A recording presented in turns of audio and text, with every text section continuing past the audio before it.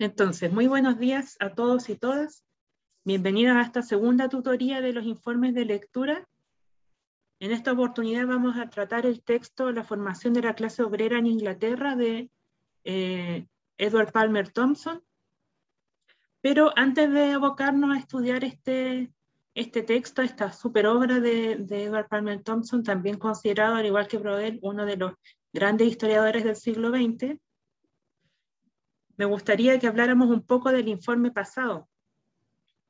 Aún no termino de revisar todos los informes, pero ya he revisado la gran parte. Ojalá antes del lunes, yo creo, antes de la siguiente entrega del informe, yo les voy a mandar, voy a subir a Cibeduc un Excel con las notas. Y quienes quieran tener una retroalimentación más personalizada, me escriben un mail y yo les mando el texto de Word corregido. Yo cada revisión que hago le pongo comentarios de mejora para el texto. Así que si alguno necesita una corrección más personalizada para tener en consideración para hacer el segundo informe, me manda un mail y yo le envío el texto de vuelta. Así que las notas van a estar de aquí, yo creo que el domingo o más tardar el lunes temprano en la mañana les voy a subir las notas para que estén tranquilos con eso. Y lo segundo también es que las notas están, bueno, hay de todo, pero por lo general hay hartos trabajos buenos. Hay trabajos de 6 hacia arriba.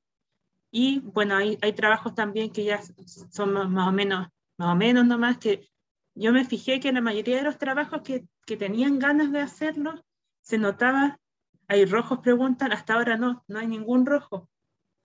Pero también porque por ser el primer informe he sido un poco más bondadosa al momento de poner las notas, porque como algunos todavía no sabían bien cómo redactarlo o qué poner en cada parte, les fui indicando ahí más o menos qué tenían que poner. Pero algunos informes se nota que lo hicieron como a la rápida. Entonces ahí se nota el tiro. Cuando uno lee el informe se nota el tiro si lo hicieron con dedicación o lo hicieron a la rápida. Los que hicieron a la rápida por lo general se equivocan harto. Y hay informes que, por ejemplo, en vez de tener 1750 palabras o 2000 palabras, tenían, por ejemplo, 700 palabras. Obviamente daban análisis muy vagos respecto al libro. Lo otro también que tienen que tener en consideración cuando hagan el informe es que se tiene que notar que en el informe ustedes leyeron las páginas o leyeron los capítulos relacionados con esa lectura. Por ejemplo, en el capítulo de Brodel había que leer el capítulo de las civilizaciones y el capítulo de la conclusión de la geohistoria. Entonces algunos cuando hacían los análisis eran muy generales y nunca hacían referencia o citaban cosas que habían leído en esos capítulos. Entonces pareciera que estaban sacando información de otras fuentes que hablaban del libro, pero no había opiniones propias sobre la lectura que habían hecho.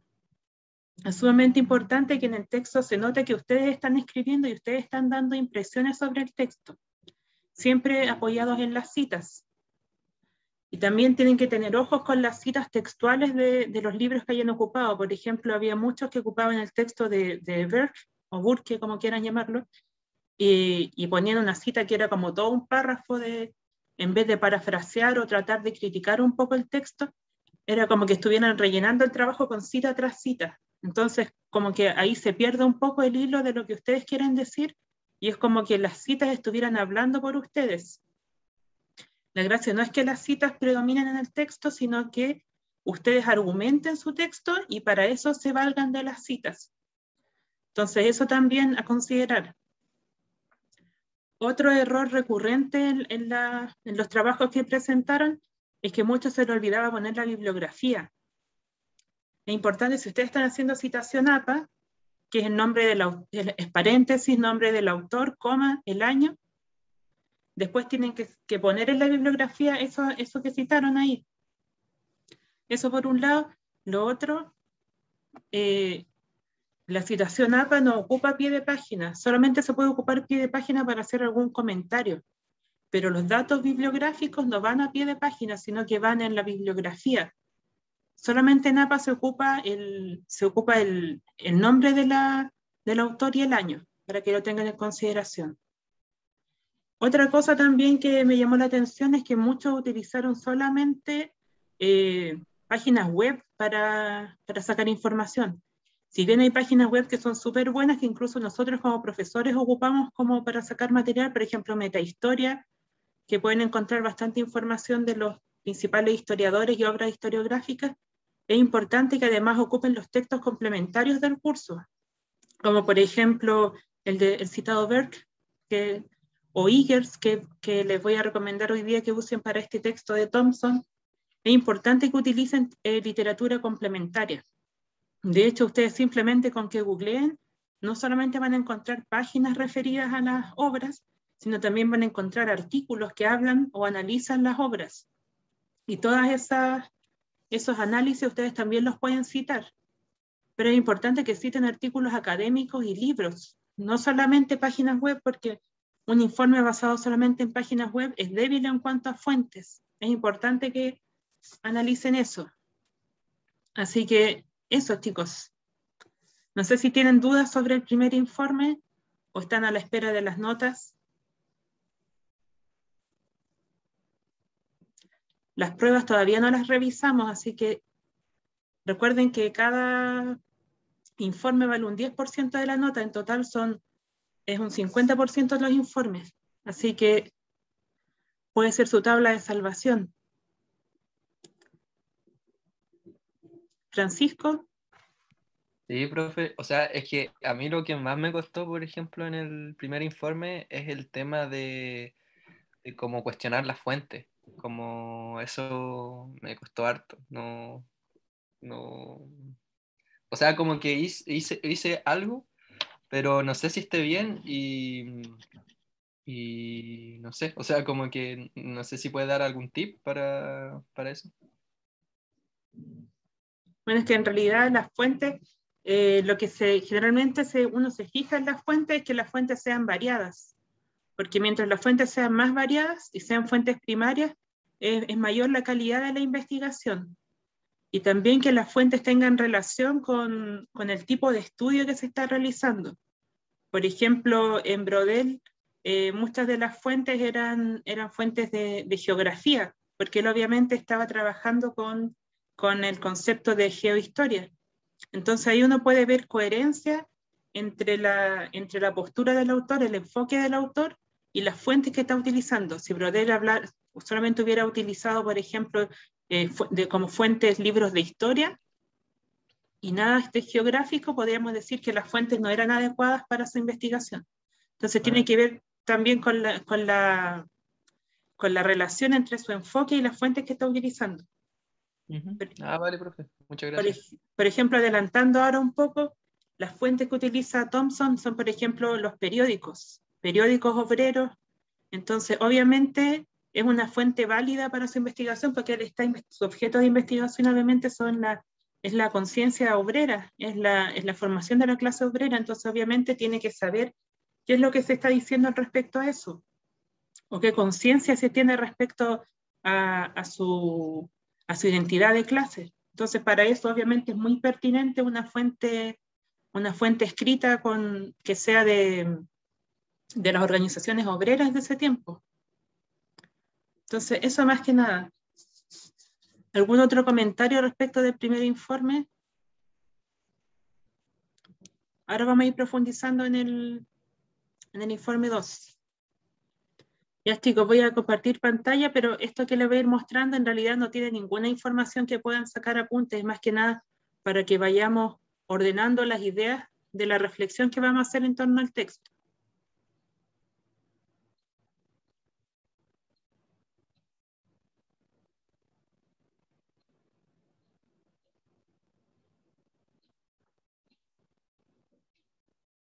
Ya, entonces el libro que vamos a analizar hoy día, o la obra que vamos a analizar hoy día, una obra historiográfica sumamente relevante para la historia social en general, es la obra de Edward Palmer Thompson, La formación de la clase obrera en Inglaterra.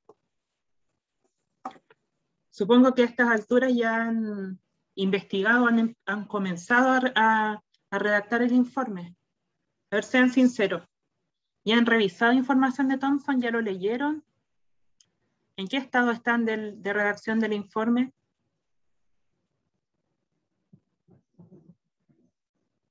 ¿Alguien que quiera compartir? Yo estoy a punto de terminar el libro, pero aún no empiezo con ningún punto del informe.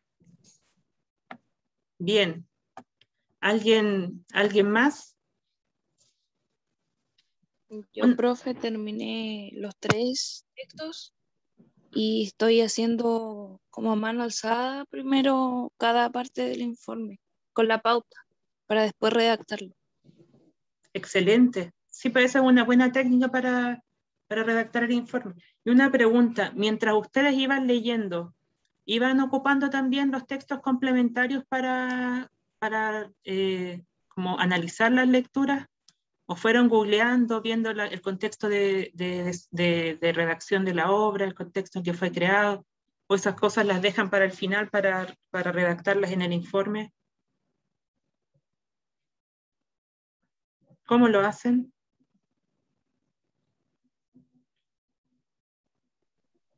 A ver, Mi parte, leo el libro principal y después los complementarios. uh-huh. De repente no entiendo el libro principal y con los complementarios después me queda mucho más claro. Uh-huh. Sí, pues eso les decía, por lo menos un tip que les puedo dar es que vayan alternando las lecturas. O sea, pueden darle una lectura rápida primero al texto general, en este caso al texto de Thompson, la formación de la clase obrera, pero va a ser mucho más rica la lectura y más profunda si ustedes van complementando o alternando la lectura de este libro principal con los complementarios. Yo les recomiendo como complementario el texto de Igers, uno que se va a utilizar para la segunda prueba que ustedes van a tener, que es historiografía del siglo XX, que está en su carpeta de Cibeduc.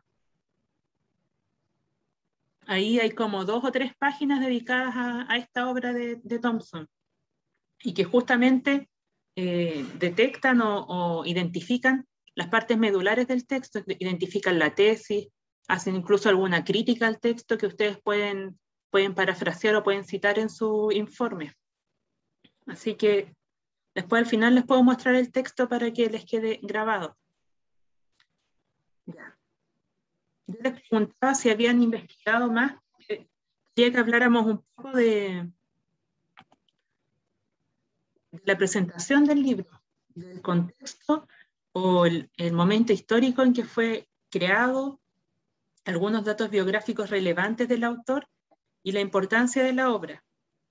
Algo también que me gustaría agregar respecto a los primeros informes que entregaron es que cuando ustedes mencionan datos biográficos del autor, tienen que ser relevantes y relacionados también con la producción de la obra.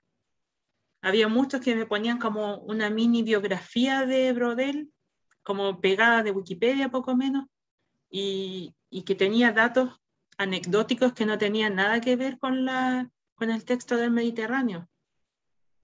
Ahora, si ustedes me dicen que Brodel era del norte de Francia y que después tuvo más contacto con el Mediterráneo cuando trabajó en Argelia o en Argel, bueno, eso sí tiene relación con el texto que van a trabajar. Si ponen solamente el dato como anecdótico y no argumentan qué relación tiene eso con el texto que van a presentar, entonces mejor no lo pongan. La gracia es que esos datos biográficos que ustedes pongan de los autores tengan relación con el contexto general, de producción de la obra. Entonces, les pregunto, ¿han averiguado algo del contexto de producción? Primero, ¿en qué año fue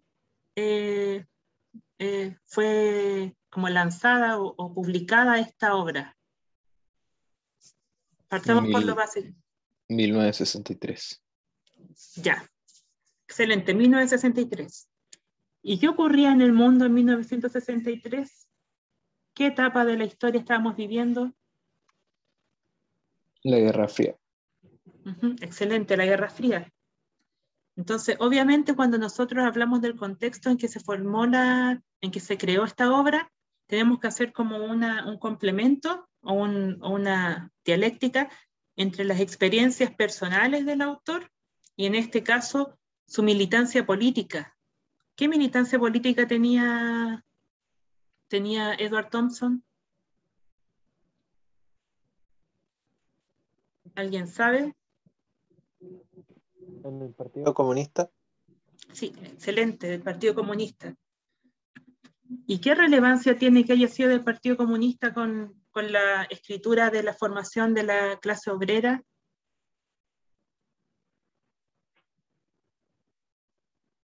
Porque no la conciencia de clase. Uh-huh. Efectivamente, hay una preocupación del autor primero por un objeto de estudio que es la clase obrera, ¿cierto? Y por estudiar también la conciencia de clase, en este caso de las clases trabajadoras. Es importante considerar varias cosas respecto a Thompson. Él, si bien era comunista y su historia era marxista, no era un marxismo ortodoxo, como se podría decir, sino que él básicamente va a ser disidente del marxismo ortodoxo. Y esto básicamente por lo que va a ocurrir en ese momento. Resulta que Edward Thompson era del Partido Comunista, pero en 1956 la Unión Soviética va a invadir Hungría.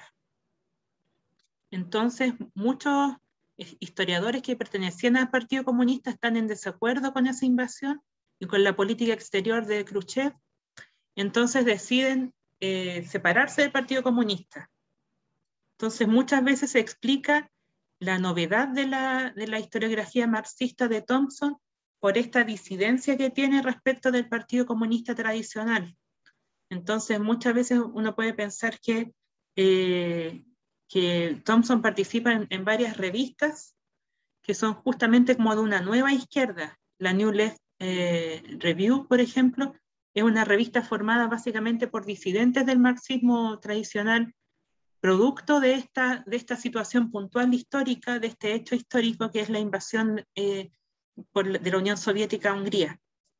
Así que esas son cosas que deben tener en cuenta. El contexto internacional en que se produjo esta obra justamente es un momento de crisis del comunismo, es un momento de crisis y también eso se refleja en la producción historiográfica. Bueno, eso respecto al contexto internacional. No sé si averiguaron algo respecto de las experiencias de Thompson. ¿Pertenecía a alguna escuela? ¿Qué tiene relevancia en la redacción de la formación de la clase obrera? ¿Lograron averiguar algo? Esa clase era una escuela que se llamaba Yorkshire Industrial, Uh-huh. que los estudiantes eran solamente como personas como trabajadores, obreros, o sea, así campesinos, parece. Supuestamente ahí él dice que conoció, conoció experiencias de esa clase, personas de esa clase. Bien, Alfonso, sí, exactamente, ese es un dato biográfico relevante. Él hacía educación para adultos.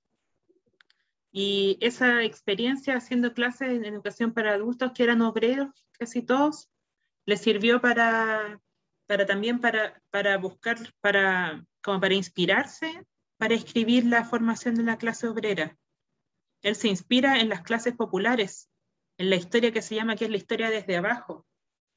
Muchas veces la historia social que había en Inglaterra y en el mundo se basaba mucho en historia política, en historia, por ejemplo, de la formación de los sindicatos, en la biografía de algunos de sus líderes, pero no tomaba en cuenta que también la historia se escribe desde abajo, desde las bases, que en este caso son los obreros, es la cultura popular. Entonces, Thompson toma esta experiencia biográfica que tiene respecto de la educación popular y la traslada a su obra. Así que, súper bien, Alfonso. Ya. ¿Cuál sería la importancia de la obra? Que ustedes pueden ver aquí. Según lo que han leído por ahí. ¿Por qué creen que nosotros pusimos esta obra dentro de las 5 seleccionadas para que hagan el informe?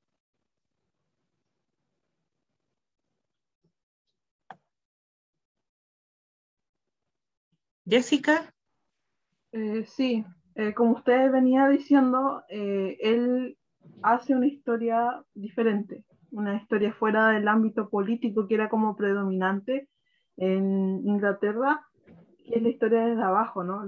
Y se le puede considerar como un nuevo enfoque, una nueva historia, tomando en cuenta a aquellos que antes no habían sido visibilizados por la historia. Entonces yo encuentro que esa es la importancia de la obra, que marca como un inicio dentro de la historiografía social más que nada, para tomar en cuenta estos nuevos actores que antes no habían sido tomados en cuenta, y con eso me imagino que da un inicio a toda una nueva clase historiográfica donde se van tomando en cuenta actores que antes no habían sido tomados en cuenta por la historiografía. Eso es la relevancia que le encuentro. Excelente, Jessica. Exactamente, una de las innovaciones que tiene Thompson es justamente esta historia desde abajo. Y esto va a ser una guía para el estudio de la historia social en muchas partes del mundo. Por ejemplo, en Brasil, los historiadores sociales brasileños se basaron en las propuestas teóricas de Thompson para desarrollar su historia social. En el caso de Chile, no sé si ustedes ya ubican a Gabriel Salazar, por ejemplo, o a Leonardo León. Ellos también, ellos en Chile crearon la nueva historia social. Ellos eran estudiantes de la Chile de historia. En los años 70, producto de la dictadura, ellos fueron exiliados, algunos fueron torturados, después exiliados, y estuvieron en Inglaterra, y en Inglaterra justamente recibieron toda esta influencia de las ideas de Thompson, y volvieron a Chile y fundaron esta nueva historia social que justamente tiene como característica principal que se aleja un poco del factor político, pone más acento en los aspectos culturales y se fija de la historia desde los de abajo, no solamente de una historia política que se basa en los sindicatos o en las biografías por ejemplo, de Luis Emilio Recabarren, que era muy común en Chile, como hacer biografías de Luis Emilio Recabarren y del POS, por ejemplo, o del Partido Comunista, como historia social, sino que se basa más que nada en la experiencia de las clases populares en la formación de una conciencia social. Bien, ¿algo que agregar respecto a esta presentación? ¿Alguna duda que tengan? ¿Que quieran resolver? Si no, continuamos con la siguiente parte, sumamente relevante, que es el enfoque o corriente historiográfica. El enfoque o corriente historiográfica de Edward Thompson y de su obra es la historia social británica, o también se le llama la historiografía marxista británica. La historia social británica o marxista británica tiene sus inicios en la Segunda Guerra Mundial, básicamente. En la Segunda Guerra Mundial surgió un interés por estudiar aspectos culturales de la historia, alejándose de explicaciones tradicionales marxistas que eran de carácter más economicista. Entonces de ahí surge un nuevo enfoque historiográfico. Muchos le llaman a este enfoque marxismo cultural, pero por lo general la manera más tradicional de llamarlo es simplemente historia social británica o historiografía marxista británica. ¿Alguien sabe en qué consiste básicamente, cuáles son las características generales de la historiografía marxista británica? ¿Lograron averiguar algo al respecto? Profe, creo que se le dejó de escuchar. A ver. Ahora sí. Sí, justo salió conexión, es inestable. Ya, no sé si me alcanzaron a escuchar entonces. Gracias, Alfonso. Les decía que se habían averiguado respecto a la historia social británica, sus principales características. Veo que muchos ya han averiguado bastante. ¿Me podría alguien decir alguna característica de la historia social británica? Yo ya he nombrado así en general algunas tendencias. Más que nada, historia social, ¿no? Tenía como 4 corrientes principales, una que era historia popular y no me acuerdo qué más. ¿Pero qué característica tiene la historia social británica? Ya habíamos dicho recién. ¿Cuál es su objeto de estudio, por ejemplo? Las La clases, clase obrera. Las clases obreras. ¿Y qué enfoque utiliza la historia social británica para estudiar las clases obreras?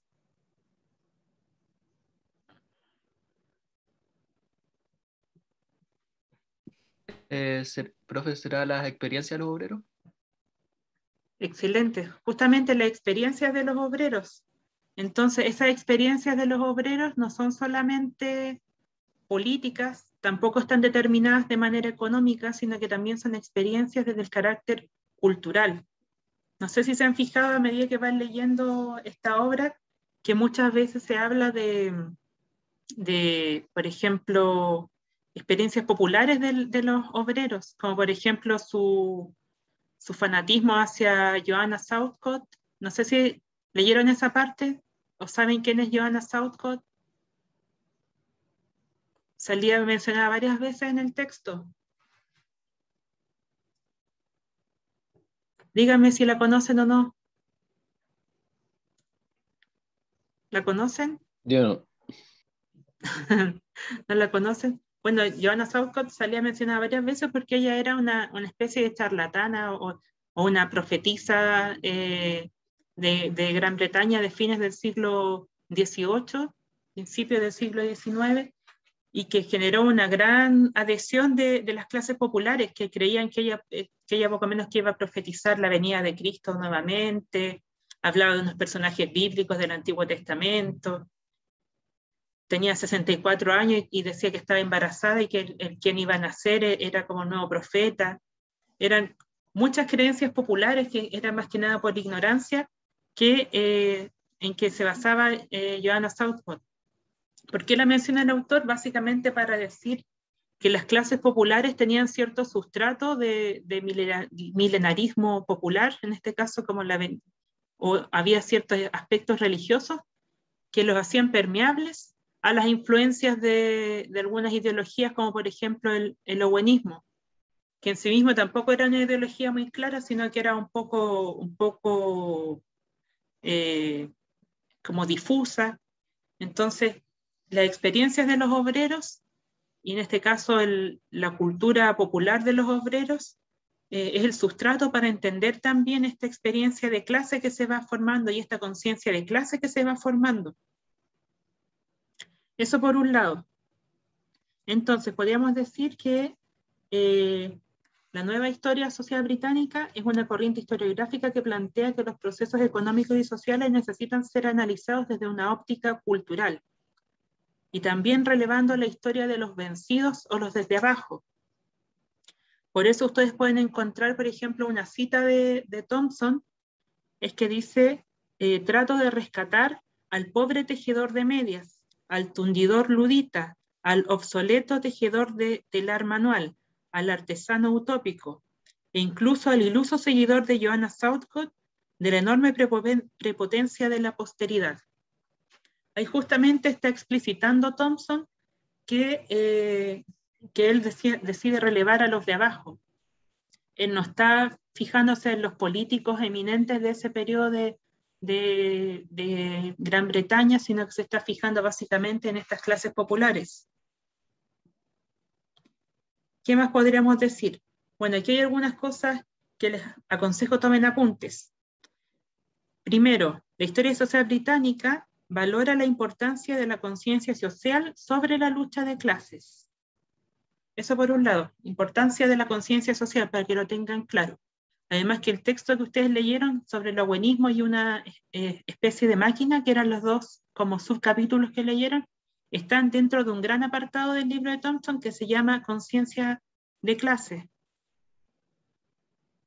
Así que la conciencia social es sumamente importante para que entiendan entonces la historia social. También la concepción de la lucha de clases como una lucha de dominación que no es solamente económica, sino también es social y cultural. De ahí la importancia que le dan a los aspectos culturales y sociales sobre también los políticos y los económicos. Si bien habla de luchas políticas, sobre todo en el capítulo de una especie de máquina, donde habla de estas disidencias que hay en torno a la ley de sufragio de 1832, hay una concepción de lucha de clases que releva lo cultural y lo social sobre lo económico. ¿Por qué es importante entender esto? Porque el marxismo, por lo general, hablaba de cierto determinismo de lo económico sobre la clase obrera. Como que por el hecho de ser el factor trabajo en las relaciones sociales de producción, estaban como un poco determinados en su experiencia histórica. Pero la historia social británica dice que no, que la lucha por la dominación en este caso, la lucha de clases no es solamente económica, no solamente por ganar más plata o ganar, en este caso, más concesiones laborales respecto a su trabajo, sino básicamente también es una lucha social y cultural, es una lucha de discursos. Por eso es muy importante que Thompson ocupa los periódicos obreros y los periódicos en sí, no solamente obreros, sino periódicos en general, para ir discutiendo esta conciencia de clase que va surgiendo. Es importante estos discursos que revelan aspectos sociales y culturales. Bueno, la importancia del concepto de cultura popular, que Thompson define en su prefacio como un conjunto de tradiciones y valores populares. Ojalá que puedan citar esas cosas en su informe.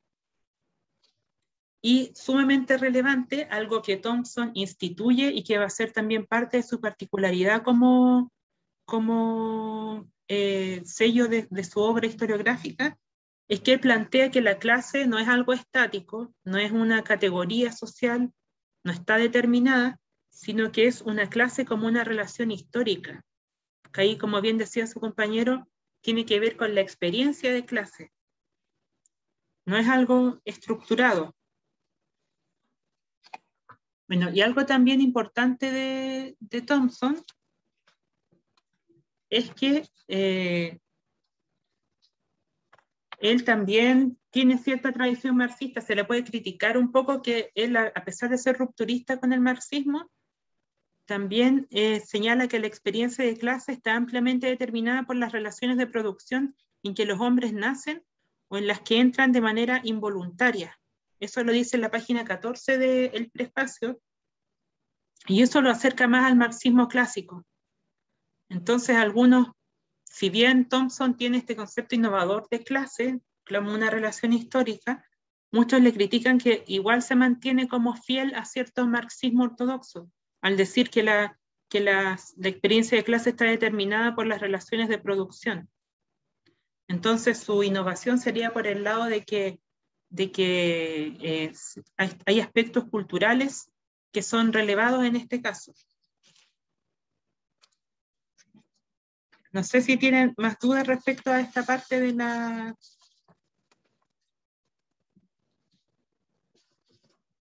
Y bueno, ya Jessica había adelantado esto de que el análisis de la lucha desde de los de abajo, o como se llama también de abajo a arriba, se parte de las bases hacia las clases dominantes, no al revés. Ya. Eso entonces respecto al enfoque de corriente historiográfica. ¿Alguna duda al respecto? ¿O manitos si entendieron? ¿Están ahí todavía?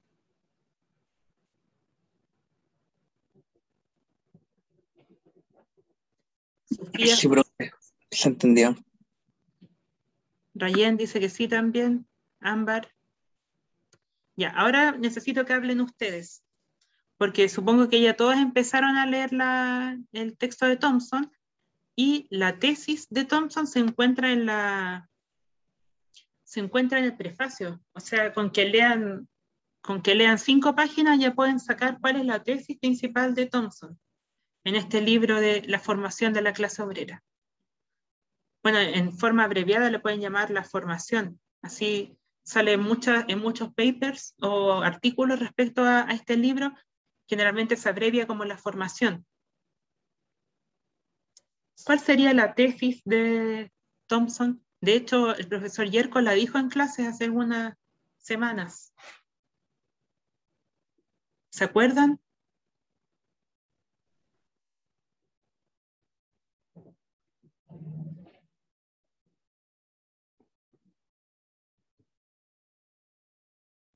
¿Alguien que la mencione? Yo no me acuerdo cuál dijo, pero según yo, aparece en la página 15, cuando dice que el verdadero problema es que cómo un individuo llegó a tener ese papel social y cómo la organización social determinada hizo que eso llegara a existir. Excelente. Algo así dice. Yo pensaba que era eso, pero no sé. Ahí está justamente identificando como la problemática que plantea el autor, que también es sumamente interesante. La tesis es como la respuesta a esa problemática, porque ahí el autor, esa es como una pregunta de investigación, podríamos decir. El autor, a través de su obra, va a tratar de responder eso. Pero la tesis es básicamente la respuesta a eso. El libro, y se saca incluso del... ¿Cómo? Está, creo que no sé si será el que está en la página 16, que dice que que la obra es un conjunto de estudios sobre temas relacionados entre sí, sobre la narración continuada. Yo lo puse así como las clases dominantes, la autoridad y la historia desde abajo. Yo lo puse como tesis así entre comillas porque no sé si sea esa. Sí, que a veces es difícil identificar la tesis principal, a veces la más evidente, la más difícil de identificar, pero resulta que son tesis las que ustedes plantean, pero son tesis secundarias. Generalmente una obra de gran magnitud como la formación de la clase obrera en Inglaterra tiene más de una tesis. Y esas tesis se van probando o argumentando a lo largo del texto. Entonces esas tesis que ustedes plantean las pueden incluir en el informe porque efectivamente son correctas, pero hay una tesis fundamental que tiene relación con el título. Francisco. Sí, es que abajito de lo que decía la Ámbar, en el párrafo siguiente dice que él está convencido de que no podemos comprender la clase a menos que la veamos como una formación social y cultural, que surge de procesos que solo pueden estudiarse mientras se resuelven por sí mismos a lo largo de un periodo histórico considerable. Como que eso no sé, me suena a tesis. Exactamente. Ahí estaríamos ahora con sus propias palabras. A ver, primero vamos a escuchar a Alfonso y Nicolás que también, y después lo resolvemos en general. A ver, Alfonso. Según yo, la tesis sería como analizar el desarrollo de la clase de conciencia de clase del grupo social obrero inglés a finales del siglo XVIII y comienzo del siglo XIX, en un momento sociopolítico álgido y trastornado por los efectos de la revolución industrial, donde la clase obrera se torna el factor más importante de la vida política británica. Y yo siento que como lo particular como de esto sería que lo buscaría analizar desde el punto de vista que menciona Francisco recién, como una clase dada como en condiciones no así como estáticas, sino que llena como de procesos dentro de un periodo como histórico, o sea, como estudiándolo dentro de tiempo, como en un tiempo, no así como algo dado, por decirlo así. Exactamente, por ahí va la cosa, Nicolás. Más que nada, como decían mis compañeros, la formación de la clase obrera y cómo estos actúan como personajes históricos en un transcurso de tiempo, como nuevos personajes históricos, y como que forman su propia historia, su propia conciencia y su cultura propia, así con el pasar del tiempo. Así como el Mediterráneo era un personaje, estos son nuevos personajes dentro de una nueva historia. Exactamente. Todo lo que han dicho ustedes está en lo correcto. Si pudiéramos sintetizar las cosas que ustedes han dicho, básicamente que la clase obrera inglesa, la tesis es que se formó a sí misma, entendiendo la clase como una relación histórica. Justamente se formó a sí misma, formó su cultura. Entonces, lo que dice Thompson es que La clase cobra existencia cuando algunos hombres con experiencias comunes articulan una identidad de sus intereses comunes y se diferencian frente a otros hombres cuyos intereses son distintos. Básicamente era eso. La tesis es que la clase obrera inglesa se formó a sí misma en ciertas condiciones históricas que la caracterizan como clase y es una relación histórica. Por eso se aleja de la concepción marxista de que la clase es una cosa estática, una categoría, es decir, como etiquetar a los obreros ingleses como la clase obrera, sino que esta clase se formó a sí misma a través de lo que... Y eso va argumentando a lo largo de toda la obra. Por ejemplo, podemos decir que Thompson explica en el capítulo del owenismo que el éxito de la propagación de esas teorías se basaba en la imprecisión de sus teorías que las volvían adaptables a distintos grupos de población trabajadora. Revisa postulados de diferentes organizaciones o sociedades inglesas. También señala que con su adhesión al owenismo los obreros estaban acercándose a la madurez, adquiriendo conciencia de sus propios intereses y aspiraciones como clase, y con todos esos argumentos, él está tratando justamente de probar esto, que la clase obrera inglesa se formó a sí misma. No sé si hay algo del capítulo del owenismo que les haya llamado la atención y que vaya también en esta senda de que la clase obrera se formó a sí misma o que formó su propia cultura. ¿Hay algo que le haya llamado la atención de ese capítulo? Y que sería importante que lo citaran después en el informe. ¿Rayen? Profe, yo que encontré algo y es una duda porque resulta que sale en el capítulo del owenismo, pero no entiendo por qué está ahí. No le encuentro la relación a lo que están planteando con eso, que de hecho es una cita que dice: el celibato en ambos sexos, más allá del periodo designado por la naturaleza, no será ya considerado como una virtud, sino como un crimen contra la naturaleza. No entiendo qué tiene que ver eso con lo que está hablando el texto en sí. Es más que nada una crítica que hacen a la iglesia, a los preceptos de la iglesia, que era también como la postura cultural que tomaban, e ideológica que tomaban los obreros.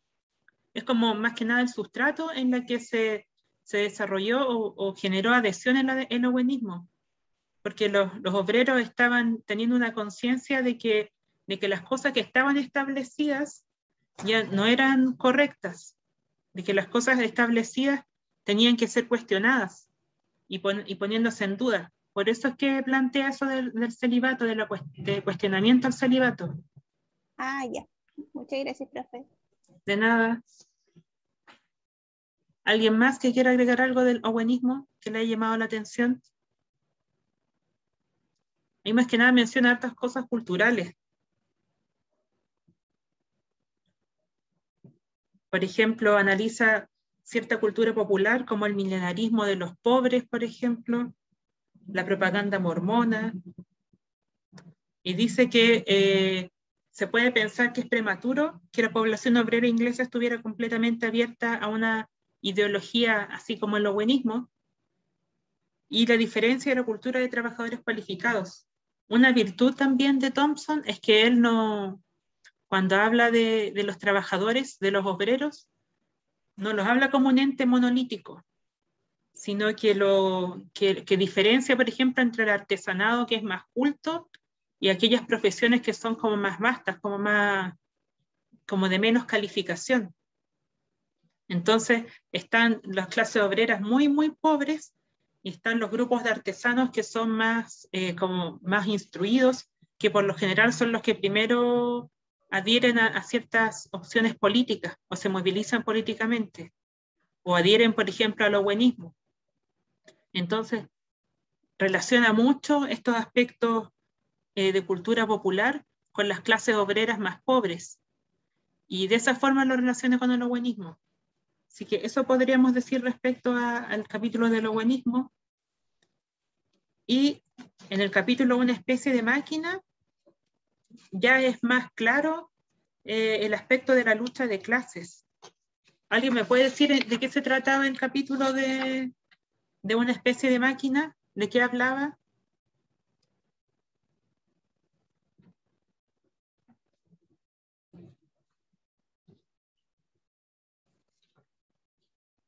¿Alcanzaron a leer ese capítulo? Creo que principalmente trataba como de las demandas que existían por parte de grupos de clase obrera o trabajadores, artesanos, todo eso, que se traducían como en la búsqueda como de proyectos de reforma de leyes. Y entre eso estaba como lo más principal estaba la consolidación del sufragio universal. Exactamente, muy bien. Justamente se trata de eso, se trata de, en este caso, una expresión política. Los obreros ya en la década de 1830, señala Thompson, ya tenían cierta madurez o cierta conciencia de clase.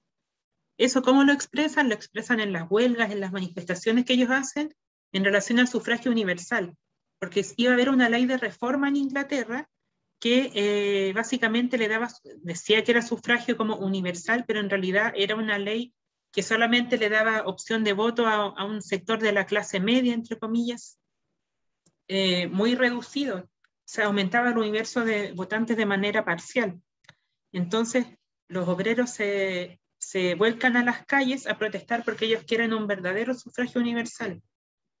También, por ejemplo, en el texto se menciona las demandas por una ley laboral de 10 horas de trabajo, 10 horas de trabajo diarias. Por ejemplo, ahora tenemos las 8 horas de trabajo.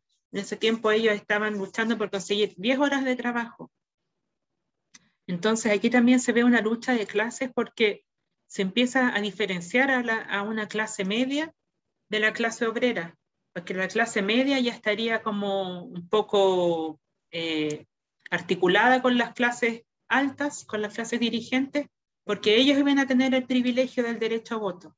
Más que un derecho, era un privilegio porque lo tenían solamente las clases medias y las clases altas, y las clases populares van a empezar a tomar distancia de estas y también van a empezar a reconocerse como un otro frente a la clase media. Por eso también es importante aquí cómo se plantea que la clase obrera inglesa se formó a sí misma también en esta diferenciación de un otro, que en este caso sería una clase media y una clase alta. Bueno, con la clase alta siempre había sido muy diferenciada esta lucha de clases, pero con las clases medias, en medio de esta discusión por la sufragio universal, se ocurre esta decisión entre clases. Ahora, ¿cómo el capítulo del buenismo también expresa la idea de que la clase obrera se formó a sí misma? ¿Qué fuente utiliza para ello? ¿Se fijaron en qué fuentes o ahora que están leyendo qué fuente utiliza? En este texto era un poco más difícil detectar las fuentes porque están todas al final del texto. Salían los pies de página, o sea, no eran pies de página, eran pies al final del capítulo. ¿Lograron detectar qué tipo de fuente utilizaba el autor?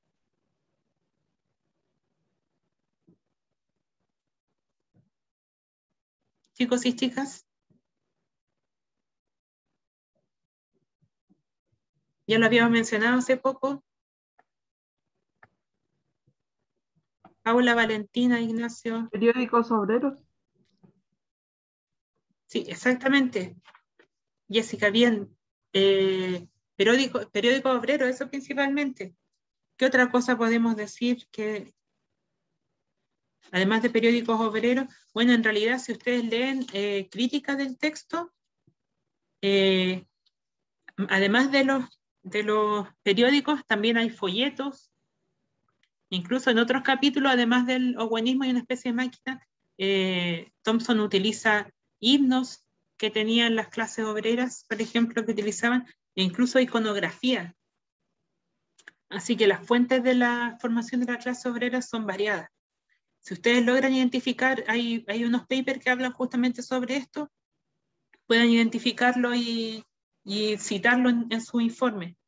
Que las fuentes de Thompson son variadas, que en el owenismo y en una especie de máquina había por un lado principalmente periódicos obreros, pero también se podía contar entre sus fuentes los folletos, capítulos de himnos, capítulos de himnos, en otros capítulos sobre los himnos y la iconografía.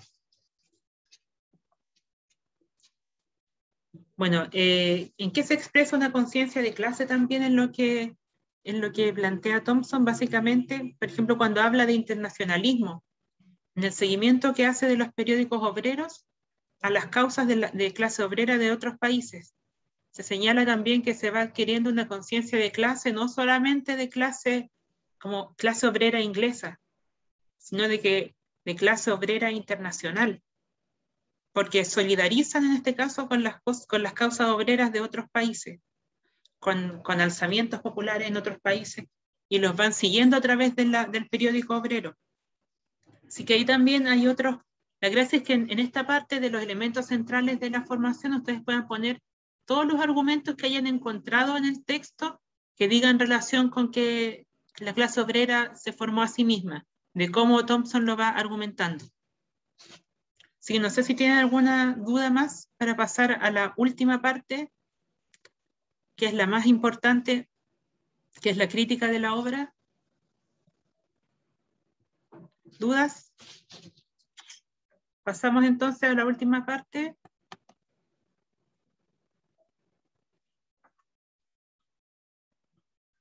Ahora, esto parece un poco redundante, pero ¿cuál es la importancia o cuál es la crítica de la obra que se hace aquí? Principalmente la coherencia que tiene en este caso la historia británica, la historia, perdón, de la clase obrera británica, con la historia social británica. Esta historia de la formación de la clase obrera que plantea Thompson. ¿Cómo se relaciona con los preceptos de la historia social británica que ya habíamos mencionado, como por ejemplo la importancia de la conciencia social en la lucha de clase, los aspectos culturales que aborda el autor, o también que se aborda la historia desde abajo? Básicamente eso es lo que ustedes tienen que argumentar. Por ejemplo, podemos encontrar en el prefacio muchas frases que hacen que nosotros identifiquemos claramente que corresponde a la historia social británica. Por ejemplo, ¿en qué se evidencia la valoración de la importancia de la conciencia social en la lucha de clases? Cuando Thompson señala que la conciencia de clase es la forma en que se expresan estas experiencias en términos culturales encarnadas en tradiciones, sistemas de valores, ideas y formas institucionales. Entonces ahí está dando una importancia a la conciencia de clase en la formación de la clase obrera. Y en esa misma cita, que habla de una tradición, sistemas de valores y formas de ideas y formas institucionales, también está evidenciando la importancia de los aspectos culturales y que va acorde del enfoque de la historia social británica. También se evidencia, por ejemplo, la importancia que el autor le otorga a los aspectos culturales, y que es una característica evidente de la historia social británica, cuando habla del milenarismo de los pobres, que se hacen más susceptibles a ciertas ideas al relacionar su imaginario con un sistema alternativo, o las promesas de prosperidad que anunciaba el owenismo. Ahí, por ejemplo, se habla justamente de aspectos culturales que tienen que ver con el desarrollo de una conciencia de clase. Y también cuando habla de abordar la historia desde abajo, cuando habla, por ejemplo, de las huelgas y manifestaciones que son evidencias de resistencias expresadas políticamente, cuando habla de la lucha de clases, que es fundamental en el marxismo británico, en el capítulo de una especie de máquina. Esas son algunas cosas que ustedes deben considerar al momento de ver la coherencia con la historia social británica del texto del autor. Y obviamente va a haber mucha coherencia porque Thompson es casi un elemento fundante de esta historia social británica de corte más cultural. Él es innovador en ese aspecto, así que obviamente la corriente historiográfica o el enfoque historiográfico que él plantea es el que se condice bien con esta historia social británica. Ya, nos queda poco tiempo, así que no sé si tienen más dudas sobre cómo criticar la obra o la particularidad investigativa de Thompson. Por ejemplo, en la clase pasada hablábamos de que Brodel, por ejemplo, una de sus particularidades de la investigación era que analizaba analizaba el Mediterráneo en 3 tiempos, por ejemplo, o que consideraba un sujeto histórico el Mediterráneo. En este caso, el sujeto histórico que se considera son las clases populares o las clases obreras. Ahí esa sería, por ejemplo, una particularidad investigativa. ¿Qué otra particularidad investigativa? El análisis de la cultura popular, por ejemplo. Estas cosas para nosotros en la actualidad pueden parecer no muy particulares, porque en realidad ahora está lleno de estudios que hablan de las clases obreras, que hablan de la historia desde abajo, y también que se fijan en aspectos culturales. De hecho, aquí en la historiografía chilena, la nueva historia social chilena también hizo que proliferaran esta clase de estudios. Pero como siempre, como también les recordamos en las clases de los jueves, ustedes tienen que analizar críticamente el texto en su contexto de formación, que esta vez en la década de los 60. Entonces, en la década de los 60 era una novedad que la historia se planteara desde abajo, y era una novedad que el marxismo se investigara desde aspectos culturales. Por lo tanto, ahí está la particularidad investigativa. Y también la novedad del problema, entendida en el momento histórico en que se desarrolló. Bien. ¿Alguna duda respecto al análisis crítico? Les quiero hacer algunas recomendaciones respecto al informe pasado, que siempre traten en el análisis crítico de argumentar con citas del texto que están leyendo. En este caso del buenismo, de una especie de máquina y del prefacio. Y que en esa parte del análisis crítico traten de citar menos a otros autores, porque la gracia es que el análisis crítico lo hagan ustedes con sus propias ideas, no que empiecen a copiar ideas, lo que dijeron otros sobre un análisis crítico. Y si lo van a utilizar, si van a utilizar ideas de otros, que de todas maneras ustedes puedan comentar o criticar esas ideas de otros, como que puedan hacer una crítica de la crítica que están citando, que no se dediquen a solamente copiar y pegar, porque eso pasó, muchos textos estaban bien redactados, bastante bien redactados, pero se notaba como que era mucha cita tras cita y se perdía un poco la voz del que estaba relatando. En este caso, cuando nosotros les pedimos un informe de lectura, la gracia es que ustedes nos puedan explicar en sus propias palabras lo que entendieron sobre lo que leyeron. No que lo tapen solamente con citas sobre lo que otros piensan que se estaba diciendo ahí. Bien, vamos a la última parte entonces. Vamos a ver qué es el aporte que tiene el texto a la historiografía. Según todo lo que hemos hablado, ¿cuál sería el aporte a la historiografía de Edward Thompson? A ustedes que son futuros historiadores. Chicos, les pido que antes de que terminemos, por favor, escriban su nombre en el chat para registro de asistencia. Lo había olvidado. Por favor. A ver, les voy a preguntar. A ver, Daniela, ¿qué más?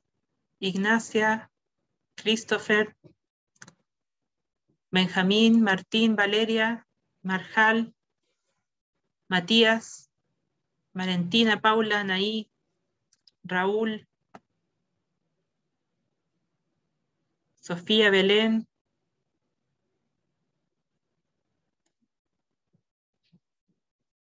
¿Qué me pueden decir del aporte de la historiografía?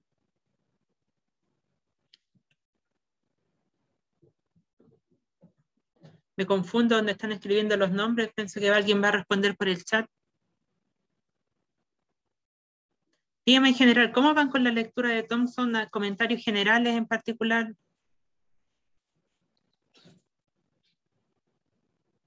¿Van avanzando con él? ¿Van a necesitar más tiempo para la entrega? Benjamín dice, yo lo leyó entero. Lo leí entero. ¿Era de fácil lectura el texto? ¿Se puede leer en un rato?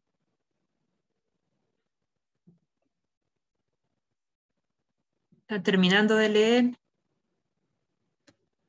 Entonces, ¿creen que de aquí al lunes van a tener redactado? En realidad son como 4 páginas las que tienen que redactar.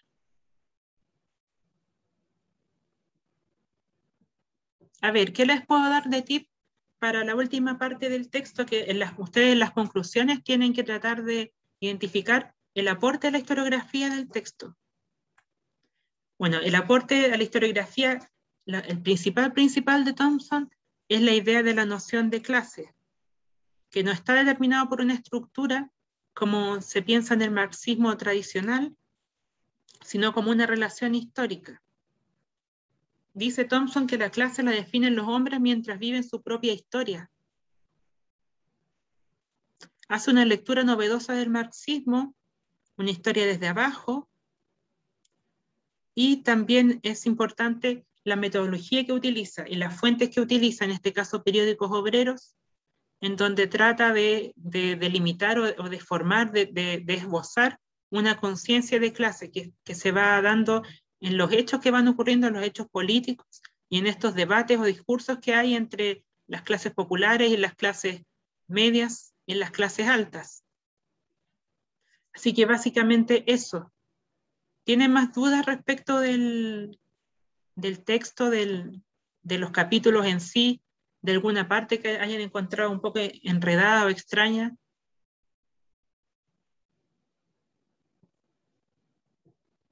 ¿Cuándo enviará la clase grabada? Ahora que terminemos la clase la voy a subir, en la medida que mi computadora aguante. De nada, la voy a subir al tiro, chiquillos.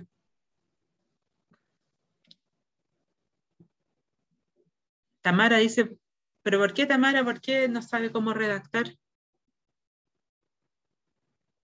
Mire, ¿qué consejos les puedo dar? No sé, es que como dijo que en el anterior había muchas citas, no sé, siento que si coloco mi idea va a ser plagio y no sé, me da miedo que me pongan un 1 por plagiar.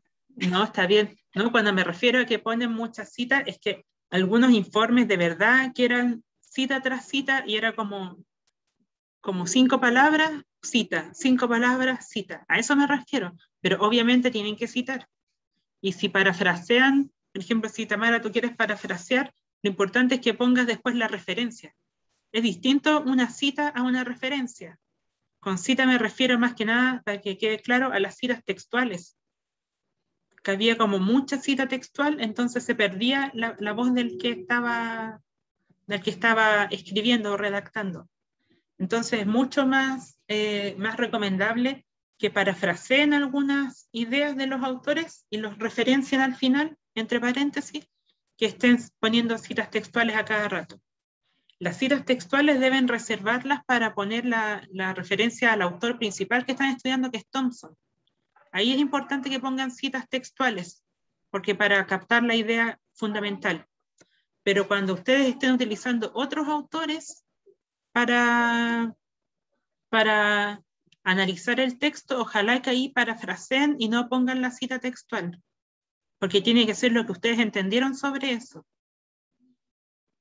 Algo que quería mostrarles también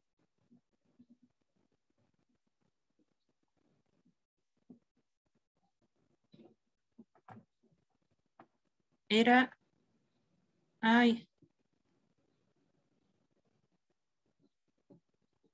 no lo tengo aquí. Le iba a mostrar el texto de Eggers. No sé si lo han visto en la carpeta del curso. El texto de George Eggers sobre historia del siglo XX.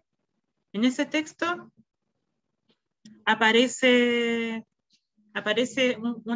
como 3 páginas dedicadas a la formación de Edward Thompson. Y eso es súper bueno porque ahí también les resume un poco lo que es la tesis, lo que son las principales novedades historiográficas. Así que si leen ese ya tienen hecho gran parte del informe. Así que les pido que lean, les voy a escribir aquí para que el texto de Eggers, no recuerdo cómo se llama, pero historiografía, algo así se llama.